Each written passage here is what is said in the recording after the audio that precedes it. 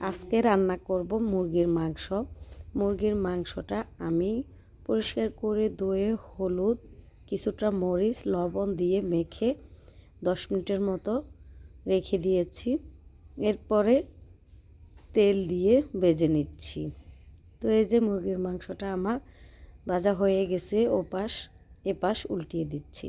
বিসমিল্লাহির রহমানির রহিম। আসসালামু আলাইকুম। কেমন আছেন সবাই? আশা করি সবাই ভালো আছেন। আলহামদুলিল্লাহ আমিও ভালো আছি। আজকে মুরগির মাংসটা আমি ভেজে রান্না করব। বেশিরভাগই আমি না ভেজে রান্না করি, কাঁচাই রান্না করি। আজকে ভেজে রান্না করব। প্রতিটা মাংস আমি লাল লাল করে ভেজে নিয়েছি। তো সবগুলো মাংস আমার ভাজা হয়ে গেছে, এক এক করে উঠাই নিয়ে ফেলছি। তো এইখানে মশলাটা কষিয়ে নেব। আরেকটা পাতিলে পোড়া তেলগুলা দিব না। তো এর মধ্যে একটা পাতিল বসিয়ে দিয়েছি।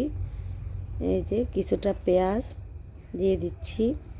এরপরে দিয়ে দেব কিছুটা রসুন দিয়েছি প্রায় 2 চামচের মতো।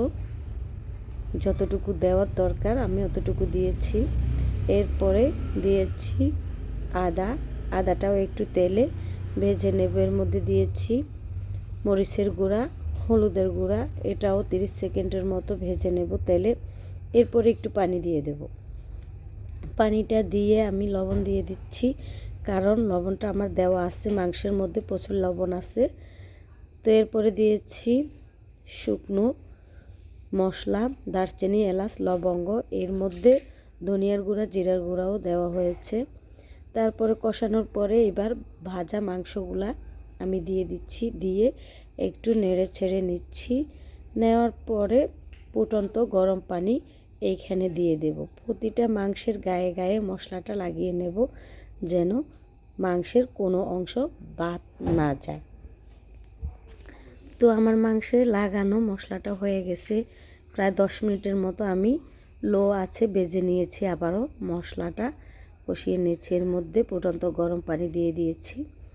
ফুটন্ত গরম পানি আমার মাংস পরিমাণ অনুযায়ী আমি দিয়েছি, বা আমি এখানে কোনো মাপামাপি করি নাই, যতটুকু দেওয়ার দরকার ততটুকু দিয়েছি। আপনারা চাইলেও আপনাদের মাংস আন্দাজ অনুযায়ী ব্যবহার করবেন। তো আমার ভিডিওটা কেমন হয়েছে ভালো লাগলে জানাবেন। আর ভালো থাকবেন, সুস্থ থাকবেন, এই আশায় আজকের ভিডিও শেষ করলাম। আল্লাহ হাফেজ। এর মধ্যে ধনিয়া পাতা দিয়ে নামিয়ে ফেলবো আর কি। এই তো প্রতিদিনের শেষে মাংসে বা যে কোনো সবজি রান্নার শেষে আমি যে কাজটা করি ধনিয়া পাতা দিয়ে নামিয়ে ফেলি, ওটা আজকেও করতেছি। এর ব্যতিক্রম কিছুই না। আল্লাহ হাফেজ। আবারও